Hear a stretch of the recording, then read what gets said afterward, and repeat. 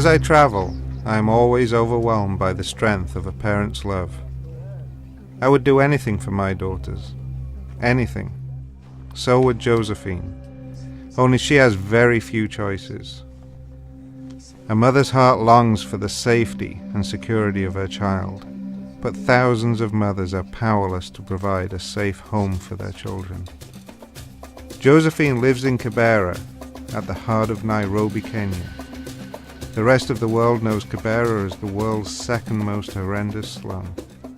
She calls Kibera home. She lives in a tiny, tumble-down shanty, a room of about 80 square feet.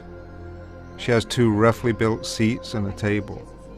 Her kitchen is equipped with a cooking pot and a machete. There are no beds. At night she snuggles together with her 5 children, trying to find comfort on the hard benches and floor. She struggles to earn enough to buy food for her children. In desperation, she goes to the nearby woods to gather firewood, which she sells. Gathering firewood is illegal, and she was arrested just a few months ago. By the grace of God, she was released after 4 months. But during that time, her children had no idea where she was. They were left to fend for themselves. Joseph is just 5 years old. He was extremely frightened and depended on his older brothers and sisters to care for him. But they are only children themselves. I ask myself, how can we help a young woman in such desperate circumstances? How can she even survive? There are few easy answers, but there is a way. Change comes through education, where children are given the opportunity to learn to read and write, preparing them for future employment. School will also provide a hot and nutritious meal every day, relieving some of their parents' burden. They also learn the importance of drinking safe water, regular health care, and sanitation. But most of the children who live in the slums like Joseph will never learn to read, hold a pencil, or be able to spell their own name. A few well-meaning people within the community have tried to put together a small school, but they have nothing. They have used precious resources to rent an empty building from the local slumlord. The children sit on the hard mud floors. There are no desks. The blackboard is old and etched with many years of instruction. There are no books. The alphabet poster they used is a rough drawing made by the volunteer teacher. Unless someone like you, chooses to sponsor one of these children, they have little choice. Their learning is seriously impeded by the lack of books, teaching tools, and trained teachers. Many are forced to leave school to work and earn extra income for their families. Others will grow discouraged and seek a better life with local gangs. Josephine prays that a mother somewhere will consider becoming a sponsor.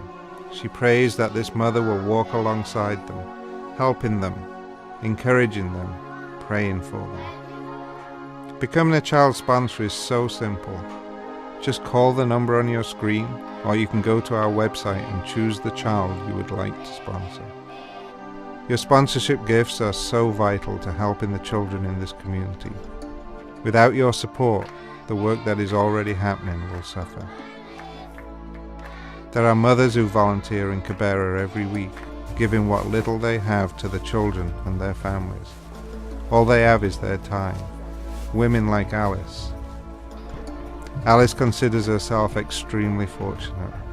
Although not wealthy, she is educated and employed. She has 2 sons of her own who she treasures. When she first visited Kibera, she wept and asked herself, where was God in this? But today she sees the dignity of mothers like Josephine, and she has dedicated herself to serve. It's so moving to see what these children have got to go through. You know, with HIV/AIDS, most of them are orphans. They do not have a mother. They do not have a father. You know, you find in some of the families, the younger child cannot even go to school because they have to take care of the older child cannot actually go to school because they have to mind and, really worry and care and go out and work to make sure that they feed the younger siblings. So if there's anything that you can do, so you find in our culture, people will always volunteer back, whatever that we can do to make sure that we are working towards, changing the lives of those children, because they have a destiny, they have something, and whatever we can do to actually see that they have a smile on their face each day, we will go out of our way and volunteer our time, volunteer our skills, our knowledge, and even our resources. The need in Africa, the need in Kibera is great. I'm sure you've seen how big the slum is, and it's estimated that probably over 100,000 children in Kibera sleep without food. And for me, this is where the Canadians would support. And then it means if a child is sleeping without food, tomorrow they do not even have the resources to go to school.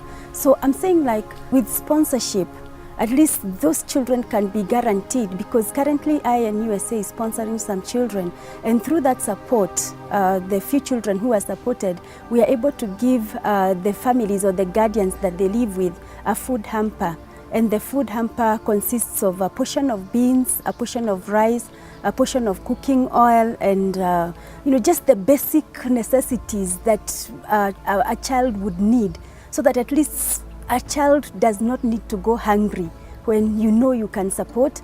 And also, with education, sponsorship also supports education, the education component, because although education they say is free in Kenya, you still have to have uniform to go to school, you have to have books, and when your parents are dead, if you don't have a father, you do not have a mother, guardians normally, they also have a lot of children.